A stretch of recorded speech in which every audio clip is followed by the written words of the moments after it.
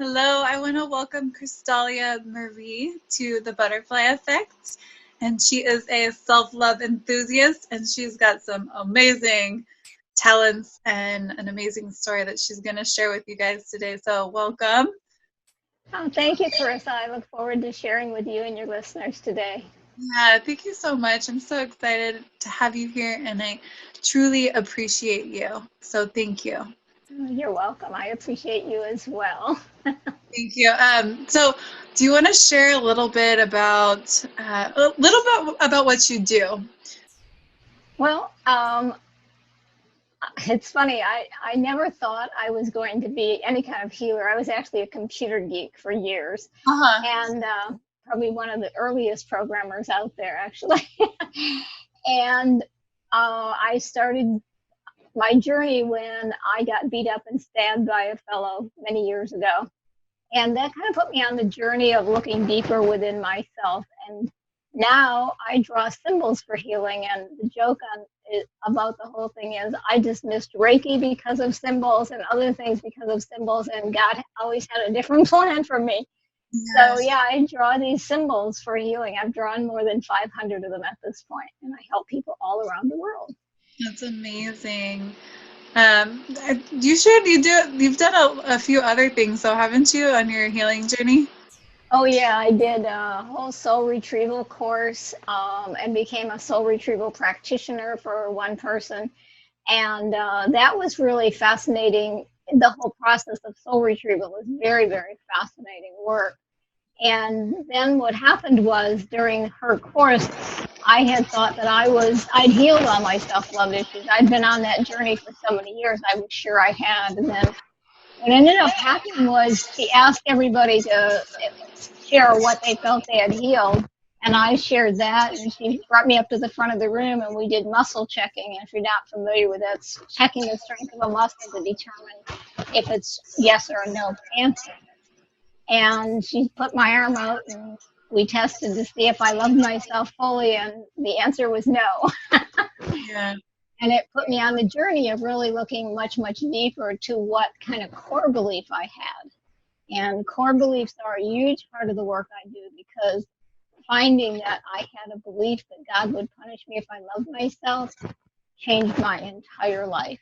And Yeah. I had been doing affirmations and everything that everybody was teaching me about self love, but I had never gotten to that core underlying subconscious belief. Yeah. Yeah. So, what was that muscle? Like the test, is it easy to test that? The Yeah, self you basically put your arm out to your side with your thumb down, and then the other person stands kind of behind you, and then they push on this part of your wrist, and they uh-huh. push down. Of course, it's straight out in front of out here, but Yeah. they push down after you make the statement. So if I said I love myself completely, and she pushed down, if it failed to stay strong, then that was a no, and if I'd stayed strong, it would have been a yes. That's powerful. I mean, I've never heard of that. So Oh, okay. who was it that did that with you? Oh, the soul retrieval teacher. Oh, And that's I had already done muscle checking before. She taught me a lot more about it at that point. But yeah, there's a book by, I think it's John Diamond, Your Body Never Lies. And he's really the person that created that protocol. And I yeah. use it and I teach people how to do their own self checking so they don't have to have a second person Yeah. as well. Well, Yeah. that's powerful. It's a powerful tool for us to be able to. I've never actually, I mean, I know our bodies never lie, and I know, that we store a lot of stuff in our body, but I've never heard that. So thank you for sharing that. You're welcome. I would love for you to share a little bit about your journey. You touched on, what happened, how you got led to this journey, and I would love for you to share a little bit more about that. And I think, uh, you know, there's you actually shared with me a little bit. So there's an intuitive aspect that got you out of that situation. I would love for you to just share that story because it's it. Sure. So, yeah, when I was being beat up and stabbed, first of all, I want to share a little bit about how I got in that position. So, this is a Yeah. fellow that I dated for a period of time. And what ended up happening was I broke it off because he was doing heroin and other stuff. And I drank a lot, but I certainly wasn't doing anything that dramatic. And he became more and more abusive, and so I broke the relationship off. And what he did was he showed up at my door when I had a house full of guests. And whether he knew it consciously or not, he knew I'd let him in because I wouldn't create a scene. And the reason I'm sharing that is we're going to talk about fear maybe a little later. And that really was my fear. I want to create a scene in front of my friends. So I let him in my home. Then when everybody was leaving, I tried to get him to leave, and it was obvious he was going to create a scene again, and I didn't want that to happen. So rather than making him leave and having a scene, so I ended up, he fell asleep, woke up the next morning, and I spent the next from 8 a.m. until like 5 p.m. with him abusing me in a variety of ways, dragging me around the house by my hair and some sexual abuse and so on. And it culminated with him stabbing me. Yeah. But what you were asking about is how I got away. Well, I really was thinking about how can I get away, because I knew that if I did anything that antagonized him, he was going to hurt me more. It was just my intuition telling me that. And so eventually I realized that if I convinced him I would take him for getting some heroin, because he was now feeling bad because he beat me up and stabbed me, that he would go. And what I did was I said, let me drive. So I made him get his car parked into my garage, let the door close, waited till he was reaching for my car handle, and then of course drove away and left him standing there.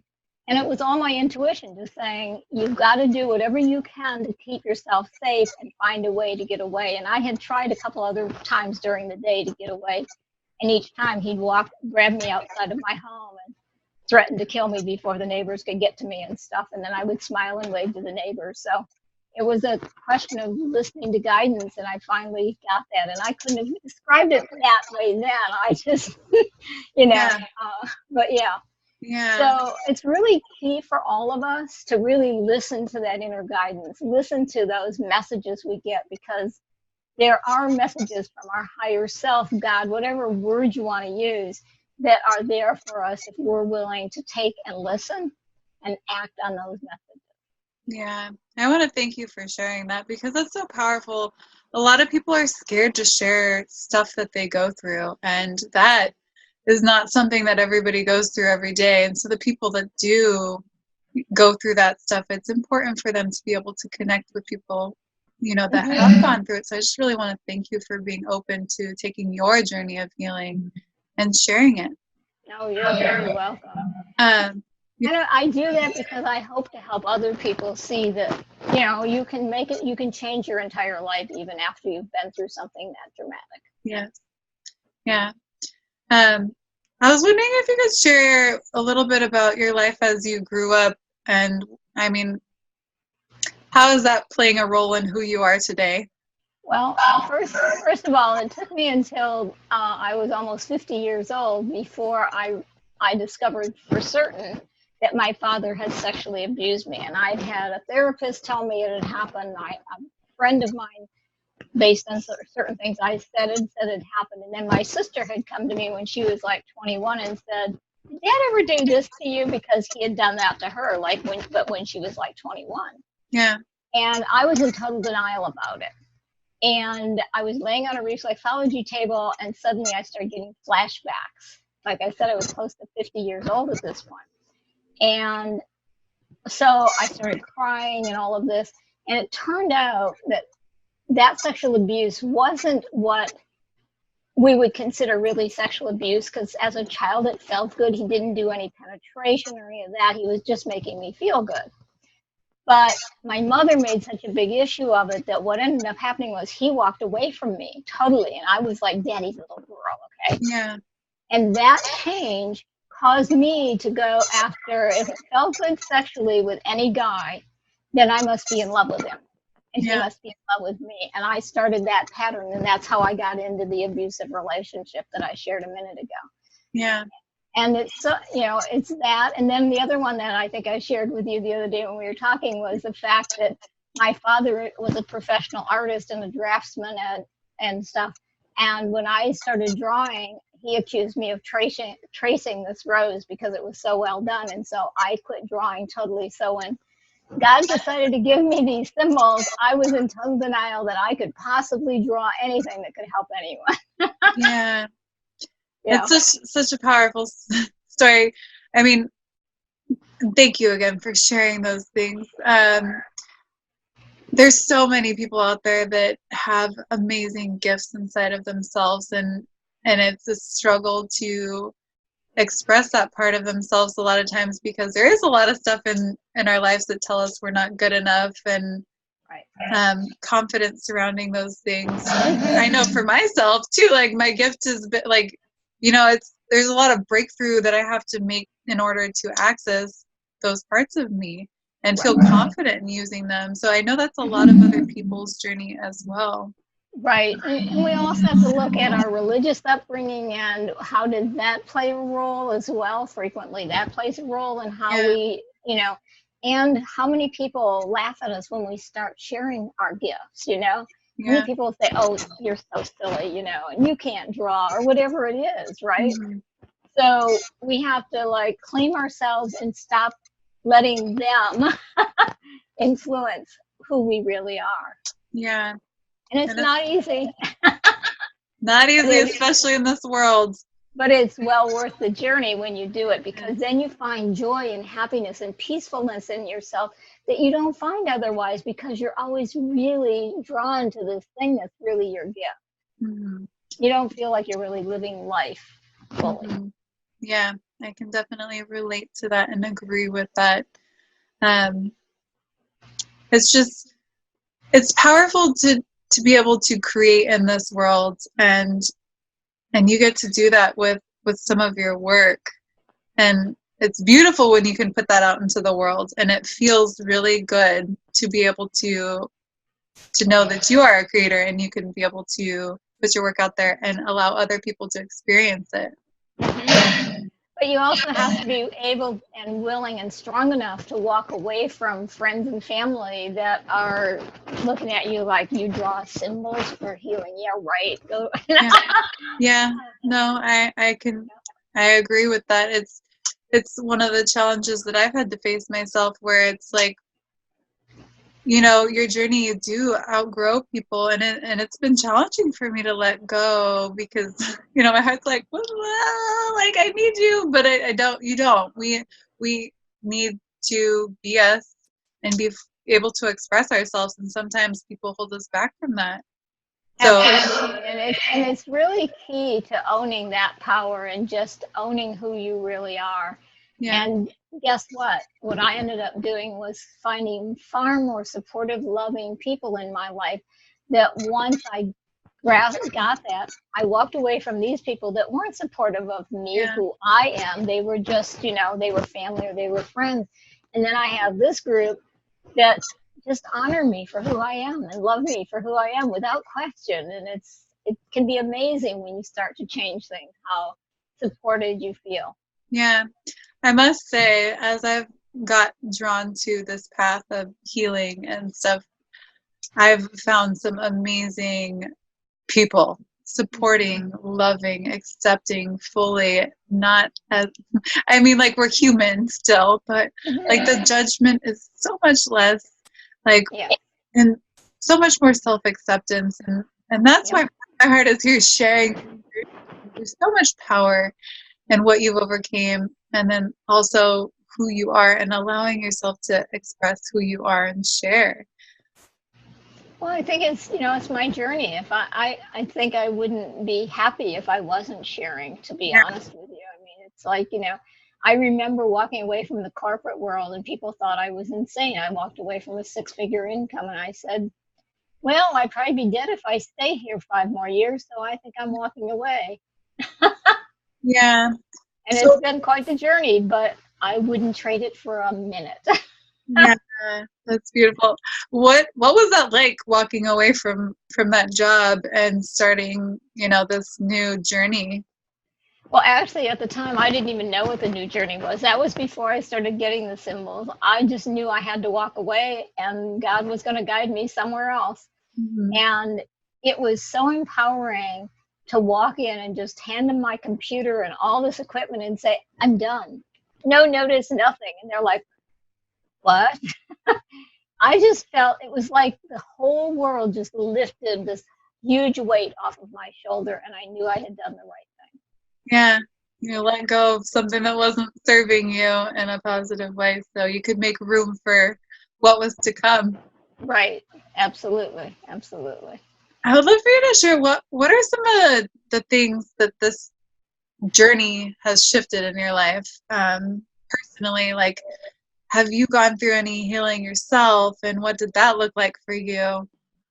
Well, with the symbols, actually, it's funny. I was doing a lot of work. Had already been, like I shared, the soul retrieval work. I was a practitioner of that work. I did all that work. And I ended up getting a lump the size of a golf ball in one of my breasts.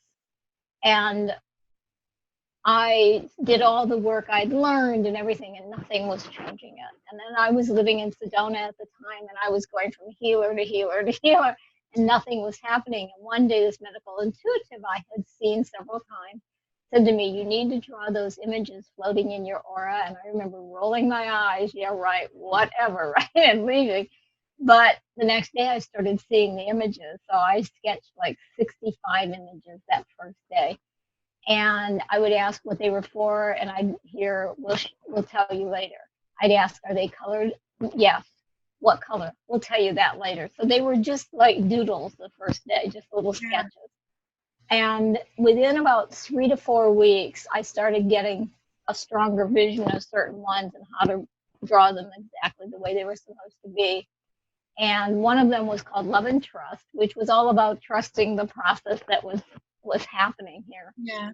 And then I got one that looked like a jellyfish. And I took it actually to the medical intuitive who had a spider bite up here on her arm. And it was a brown recluse spider bite. And she said, I healed it, but I feel like there's still poison in near the bone. So I gave it to her, and it literally, she said, oh my God, it just removed that poison instantly. And so when I went back home, I heard, you can do this to remove the lump from your breast. So I asked how, and there was one other symbol called the angel of self-nurturing, because breast is all about nurturing. So I was guided through a little process of how to look at my beliefs about nurturing myself and how to remove this lump. And in 20 minutes of doing the actual process, the lump was gone, and it's never come back. And that was in 2002. That's amazing. And that put me really on the journey then of, okay, that can happen. What else? And that's how I started getting more and more intuition and insights as to what to do with these symbols. Yeah. What are I mean, if you don't mind sharing, what are some of the other like people that you've worked with? What have you been able to support them in overcoming on this journey with your symbols or any of the other work that you felt? Oh, yeah. Share? Sure. So I had one lady who worked in my art of healing class, actually, was doing some work, and self-love is always a big part of the work I do with people, because to me, we all have some lack of self-esteem and self-worth going on. Yeah. And so she was working on that, and she said to me one day, she's like, I've dropped 5 pant sizes. And I'm like, what? But I didn't lose any weight. And I'm like, that's odd. But when she started doing the self-love work, what was happening was she was shifting where she was shut down in her energy body. So the weight was shifting in different spots of her body. So then she joined me in the weight loss class, and she ended up losing, I think it was 15 pounds in the 7 weeks the course lasted. And then she's taken it from there. But that's just one. I had one fellow who I worked with that had lower back pain. He couldn't sit for more than an hour at a time without having to take breaks when he was at work, and it was affecting his employment. And when he got home, he'd be exhausted. Yeah. He'd end up sleeping the whole night until the next day. And we did some work on his root chakra, and he started being able to sit all day at work and get more productive and stay awake in the evening and actually enjoy his evening. So that's just a couple. We had so many different things. Yeah. Would you care to share a little bit about like the root chakra? Because I know some of our listeners this is definitely going to be a variety of people that get to see this, and they might be new to their journey. So would you care to share a little bit about what the root chakra is? Sure, the root chakra is located at the base of the spine, and it is all about our support. So it's whether we can support ourselves, whether we feel supported by the world. So, our legs support us. So it's all, all of that. If we have problems with our hips, our legs, our knees, our feet, any of that part of our body, I can pretty much promise you have a shutdown root center. If you're having financial struggles, especially if they're related to feeling that you can support yourself or not support yourself, Yeah. your root center is probably shut down. Now, there's other centers that are related to money as well. The one just above it, the sacral, is also related to it, but it's more about fear of losing the money versus the support issues. So that gives you a general idea, and the root center is red.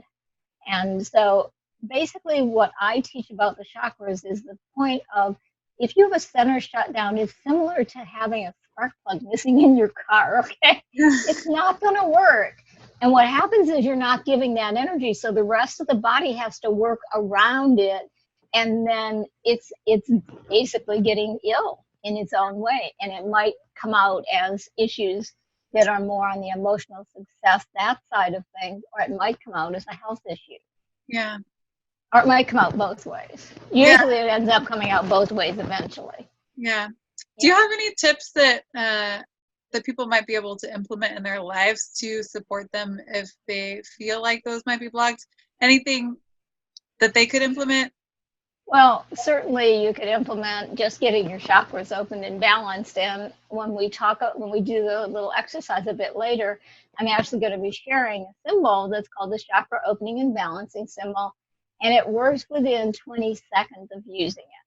That's awesome. And so people will actually have that opportunity to actually download that and use it. So I actually tell people, start there. But what happens here, and this is key to the whole thing, if you have any resistance, if you keep those energy centers open, and there's some emotional thing going on that was what triggered you to close it to begin with, and I promise you there is, it's going to come up. And the question is, are you going to deal with it? Or are you going to let yourself forget about the symbol, put it away, whatever, and not deal with the issue? That kind of becomes a choice. So people, you're going to have to know that if an issue comes up, it's time to really work through that issue so you can break through to the next level. Yeah. I think it's challenging for a lot of people. I mean, and I know it was for me too, to actually like really face this stuff and really look inward. Mm-hmm. Where I'm like, what was your process of doing that? And was it easy for you? Oh, it's definitely not an easy process, but it's well worth it. So one of the biggest things people don't want to do, for the most part, this is the biggest one usually, is forgiveness. Yeah. And forgiveness is the key to everything as far as I'm concerned. And I just want to remind people, think about it. You're not hurting anyone else when you don't forgive them. The only one you're hurting is you. But that's the biggest one. Most people want to blame that other person. They want to hold on to that. And all you're really doing is hurting yourself. And for me, as an example, this really bothers people, but the fellow that beat me up and stabbed me, I can go into meditation, visualize him across the room from me, and tell him, I love you, thank you. Yeah. And that's when I knew I really totally had forgiven him, because I couldn't help people that had been in abusive relationships without forgiving him and accepting my part in it. Like I talked about, my fear of having the embarrassment if he may have fussed in front of my friends. That was my doing, not his. Yeah. And so the other piece is not just forgiving him or her, but also, more important, forgive yourself. Yeah. And most of us don't recognize that. And it's so important, because there are parts of us that are always saying, well, I could have, should have, would have. Yeah. Yeah. I completely agree with that. And I have had similar processes of healing where it definitely it had to include the forgiveness aspect. And it definitely I had to forgive myself and say, I love you. And, I honestly wish them well. You know, Hmm. we get to affect each other in this world, and that's one of the biggest things that I want to share with people. But also, when we do the work on ourselves, we get to shift everybody around us, and Oh, that's so key. That's so key to realize when you shift yourself, you shift everybody around you. Absolutely. Thanks for saying that because it's so important. thank you. What about gratitude? I know a lot of people like that's a key for them. Have you found that that's been supportive of your journey, like incorporating that in anything? Oh, absolutely. I think it is another one of the big keys. Forgiveness being to me the most important. But yeah, gratitude is super important because if you don't have gratitude for what you have, and we're talking even the littlest things, then you're not going to be happy. You really aren't. I mean, it's amazing. I said to a friend recently about gratitude, and she was like, I have nothing to be grateful for. Now, this is a woman that I used to work with, still has a six-figure income coming in, etc. And she's living it, and I'm like, okay, you have hot running water, you have a toilet, you have an apartment with a roof. And I start going through, and she's like, oh my. I said, and then she said to me, so this is a black lady, and she said to me, when I grew up, we never had running water. We had an outhouse. We had to go to the neighborhood pump, well pump. And this is just in Maryland, I think it was, Yeah, just outside of Washington, D.C. yeah. And when she grew up, she had to go to a well pump that was shared by all the neighbors to pump water to take home for them to drink and bathe in. And she never saw any home stuff like running water in her house or a toilet or any of that kind of stuff until she went to college. Wow. And all of a sudden it was like this light bulb went on and she's like, you are so right. And here I am always upset that I need more and this and that. And I'm like, be grateful for what you have and you'll get more. Yeah. Oh, thank you for sharing that. I'm glad you asked that question. Yeah, yeah. I mean, like I felt that. I got to feel that, experience that in my body. Um, it's just thank you for supporting her in that process because sometimes it takes like somebody got to snap us back into reality of like really start to look at what you have, and it's a lot of times people are not living presently, Right. and they're stuck Hmm. a, in a life they might not even be happy with just because Right. the way the world is running. Right. Right. So it's presencing myself, has been a process of learning how to do that because we're so in the past or in the future. And if we don't really heal, it's really hard to presence ourselves. Right. For sure. What's your process of gratitude? Like, do you have anything that you like to do regularly for gratitude, or any little processes that you like to share that have been helpful for you? Well, I don't. I did the journaling, the gratitude journaling for a while. I stopped doing that. Instead, what I do is every time I notice something, I give thanks for it. And I do things like silly things, like I'll jump up and down and yeah, I'm so glad I have such and such, things like that. The energy makes a huge difference. If you're just sitting and writing stuff and you're not really connected and feeling, it doesn't work as well as feeling it. So, Yeah, like the other day, I found a quarter on the ground and I'm jumping all up. Oh, yeah, I'm a money magnet, yeah. And I I look love like a kook that. out in the parking lot. And you know what? I don't care. Yes, I love that. It's so nice. Like, and even just practicing like jumping up and down, and even if it's like hard to do the first couple times, like it will shift your state. Yes. Um, so I think that's amazing that you do that. Yeah, I like to do that. I actually had a guy in the parking lot one day stop me and say, that looks like so much fun. Yeah. But yeah, and I like to laugh a lot too. I think that's another really big key. Like as soon as I start taking myself too seriously, I'll start to laugh and say, really? That's an interesting perspective. And then I'll start laughing. That's great. Like, that's And a, go ahead. I don't look at it as criticism. I'm not laughing at myself critically. I'm laughing at how I was taking myself so seriously. And it's like life is a journey and we're gonna make mistakes and we're gonna have fun and we're gonna have some bad times and some good times. Yeah. But you got to learn to laugh at it because it makes a huge difference. It really does. It shifts so much in the energy field. Go ahead. What were you going to say? I was just like, that's a process I learned when I was on my journey before getting more connected spiritually. Like just in Tony Robbins taught us that, and I mean for me, that's how I learned. I'm like just like laughing, and you can shift your state, and laughter and joy and happiness is like so much better than living that like it really is. Like we don't have to take life so serious all the time, and Right. a lot of people are stuck. I definitely was very serious a lot of times going Me through too. going, Me too. yeah, going through what I've gone through, and then it's just the process of we get to the awareness and being intentional about shifting things and building new positive healthy habits to replace the not so great ones. Right, right. And however it works for you. So, if somebody likes writing in a gratitude journal and they feel really good when they're doing it, do it that way. Yeah. Everybody has to find what works for them. But the biggest thing is find something that works that has feeling behind it, that you really feel good about. The energy feels good. It's not just, oh, I got to write my gratitude journal tonight. Yeah. Wrong attitude. If you're going to have that attitude, don't bother.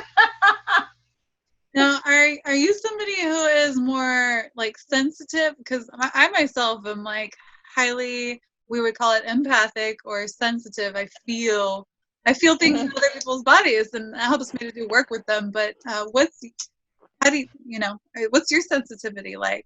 I'm very sensitive as well. And I think that's a part of why I learned the whole thing of laughter and stuff because I felt so much better. And yes, I'm so sensitive to other people and their feelings. And I'll use a great example. I, in the corporate world, shook this guy's hand one day. He was coming in for an interview. Uh-huh. And I was like, I wanted to just run. Okay, that's how bad his energy was. Uh-huh. And I couldn't. And I'm sitting in the interview, and he's passing this interview with flying colors. And I'm thinking, how do I tell them his handshake felt so bad we can't hire him, right? They would laugh me out of the room, right? Yeah. So it turned out one of our managers, for some strange reason, decided to do a quick background check on the guy, which was unheard of by this particular person. And it turned out the guy had been fired from our company previously. Oh man, from the company that you guys From the company he was interviewing in. I was like, it was a big, big company, okay? But I ended up telling my boss about it, and he's like, okay, promise me you'll tell me anything you feel from this point on. And that was one of the things I got supported, and that was, confirmation. It was okay to share. Not always, but you have to know who you're sharing with. Well, But that's how sensitive I am. And so I started doing that a lot more in the corporate world with those people because they knew that I was getting hits that they wouldn't get. Yeah, I'm sure you also were told how too sensitive you were, right? Like if you had to share anything, and I know that's been my experience and a lot of other people's experience, but it's amazing to see that when you share it. I mean, it is a gift. It is a gift. We have a gift to be a little. That's a power to be able to sense things about people in that way that not everybody has. Right.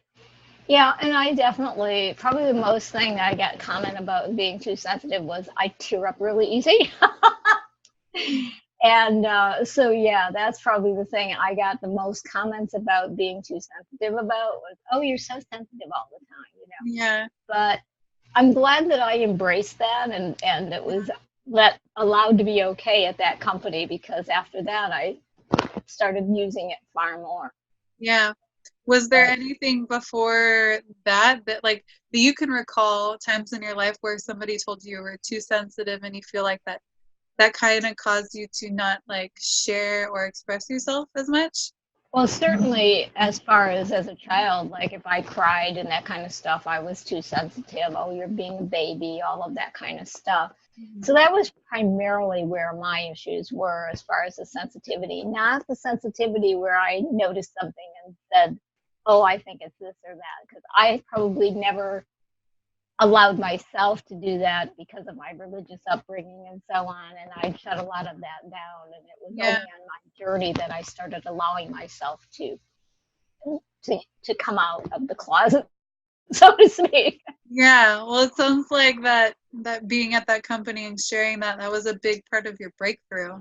It So was, by the time I left there, it was actually Detroit Edison in Detroit, Michigan. By the time I left there, I was called their spiritual leader. that's awesome. That's powerful. That must Mhm. have like really supported you in, It did. It journey. did. Yeah. I'm Mhm. happy to hear that you had that shift there because I Yeah. mean, you might not be here today with me if that didn't happen, and I'm so thankful Right. that you're here right now. Right. Thank you. Yeah. Is there anything else that you feel called to share about?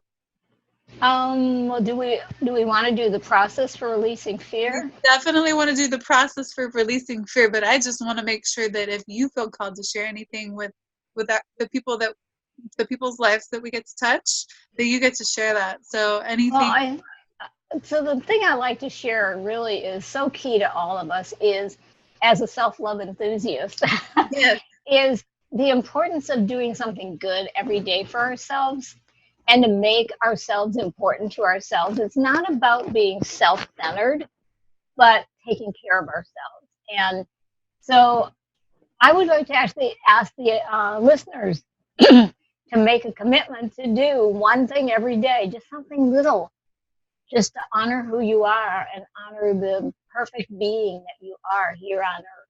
yeah, Because it's so important. And, when people don't allow themselves to be themselves, they're not bringing their gifts to the world. They're actually being self-centered by not giving their gifts and not being yeah, who they are.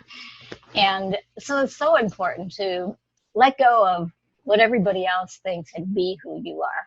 As somebody famous that I don't know who it is said this, be yourself, everybody else is taken. I love that, and I love what you shared because it's so true. That's something that I had to shift out of because confidence was a thing for me and still is. Mhm. Like to remind myself to stop looking inward, like and really like focus outward and know that when I make myself happy and do stuff for myself and be the creator that I am, I support this world. Mhm. And people think that that's selfish sometimes, and it's really not because we're here to impact each other. Right, right. I actually like to distinguish between selfish and self-centered because Yeah. selfish is actually a good thing. We're taught that it's not. Yeah. But selfish is taking care of your own needs, but not at the cost of eliminating or ignoring everybody else's needs. Whereas self-centered is all about me and to the point of I don't care about anybody else's Yeah. needs. And it really is important to take care of your own needs. Be loving and supportive though of the other person's needs. They have needs too, Yeah. and find good ways to work with people. Yeah. It definitely is important. And I've definitely experienced, you know, all different types of people myself. And I think it really is important to recognize those patterns in ourselves so we can start shifting and Right. be on our journey of, becoming better, like a Yes. more expressive person ourselves. Mm-hmm. Yeah. Absolutely. Yeah. Well, I'd love for you to share what you have created. Okay. Well, we have two symbols that people will be able to access on the speaker page. They look like this. Here they are. Those are Hard to see on the screen. Pardon? those are beautiful. And actually, this one here is on my background here behind me. Oh, nice. You created that? You got it printed, made out for you?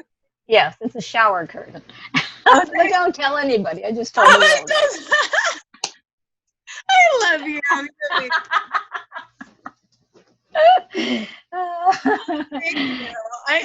Yeah, I needed a laugh, and thank you.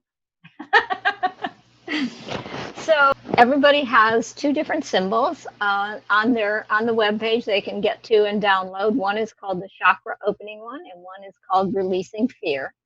And what I want everyone to do is kind of figure out one fear they have that they're going to work with. Keep it something simple and don't make it death, okay? Because that gets into a little bit more advanced work, okay? um, and the way the symbols work is you're going to hold them against the skin of your non-dominant hand. And you want to make sure it's your non-dominant because your non-dominant is more sensitive to energy than your other hand.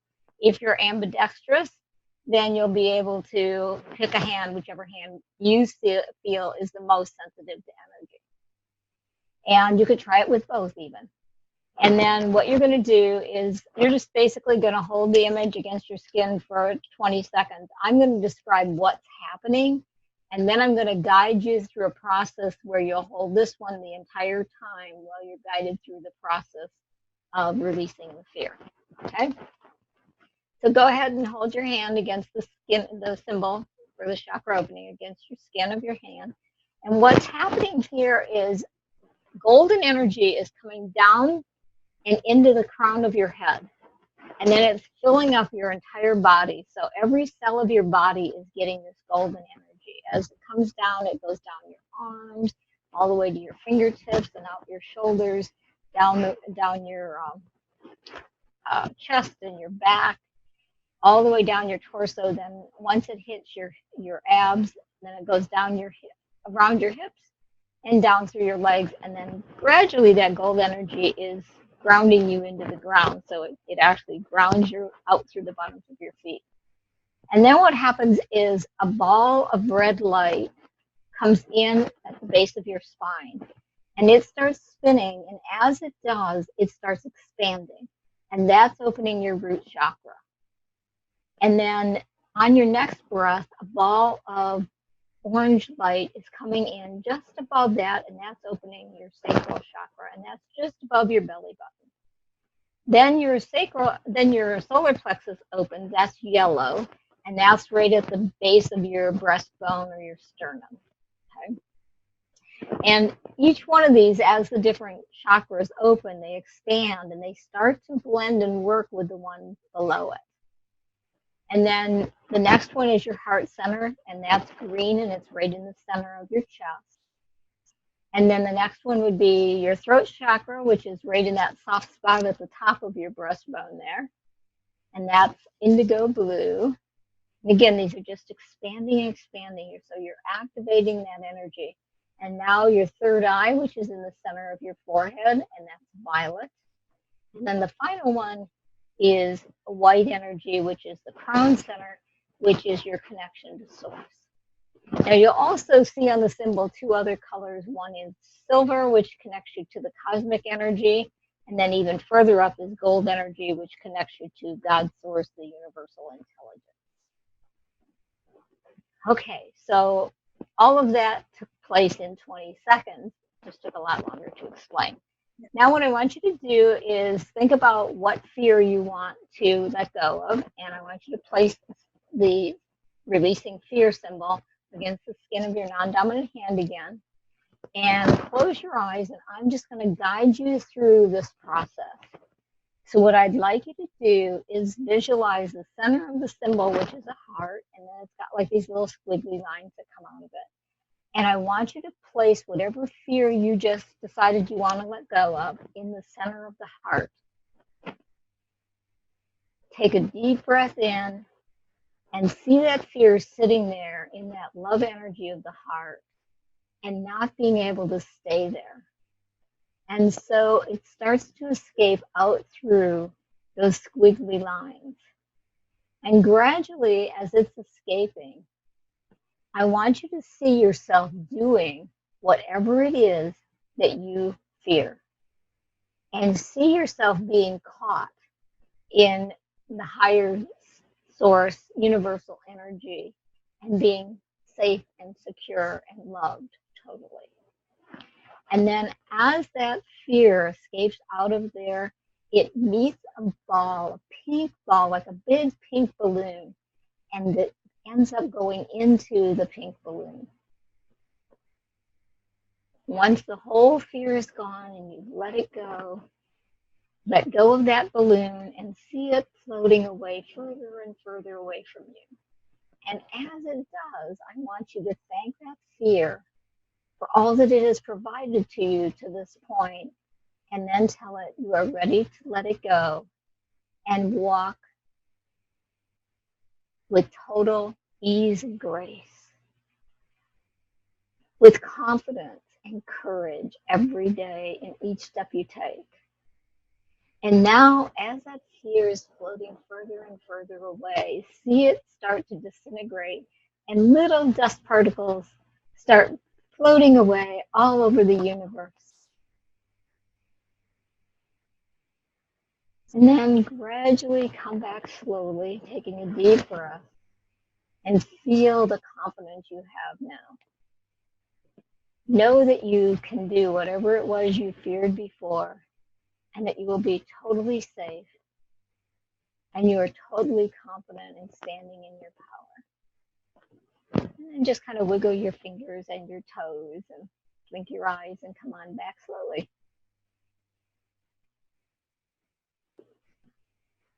How was that? Love that. I mean, I was like, I wasn't sure if I was like kind of like in the process and making sure you was still being, in the process, but just bringing that awareness and like, a lot of times what we need to let go of if we ask will surface. So it's nice to kind of just be able to do that and know that we can let it go, and it's energy. Yeah, and a lot of times though, what we think we fear, like I didn't get into all the details, but what we think we fear has something even deeper, more at the core level, kind of like the beliefs I was talking about earlier in our conversation, that are at a core level, and we have to let them go. And almost always, if we really dig deep enough, we're afraid we're either going to die or be maimed. And like most people think they have a fear of flying. That's not what the fear is. It's a fear of being hurt or killed. Yeah. I think it's great that you shared that, because a lot of people don't know that there's underlying stuff why they're feeling those feelings or those that are hindering them in their life. Right. Yeah, and I have a whole process that teaches you how to get to that. Yeah. Well, do you have anything else that you want to share? That I just want to thank you so much for sharing that that process with our viewers. And you're very welcome. I really enjoyed our conversation today. I hope that I've helped some people and made a difference in their lives. And there's also a free gift that I had that I'm offering to everybody to attract more loving relationships in your life. It's not about finding your perfect partner. It's about just creating love and support so that you can be who you are. thank you so much for sharing that. And I know I haven't had a chance to see what it was, but I'm sure it's extremely powerful, everything that you do and the shifts that you've made in your life to support yourself and support other people on their journey. It's amazing. And I really appreciate it. And I appreciate you. And I appreciate the time that we got to spend together sharing this. I appreciate your time too, Carissa, and I appreciate the time of all the listeners who are going to make a difference in their lives, I hope, and it'll make a difference in the world. And I think that's so key, is to remember, when you change just a little bit about yourself, you are making a ripple effect that changes the world. Well, thank you so much. I appreciate you, and thank you all of our viewers. And we just are here to support you. And if you would like to get connected with Krystalya, get connected with her. She's powerful and she's gifted. And if you feel called to connect with her, definitely do it. Take that free offer. And I hope you guys enjoyed this process. And thank you again. Thank you. Bye-bye.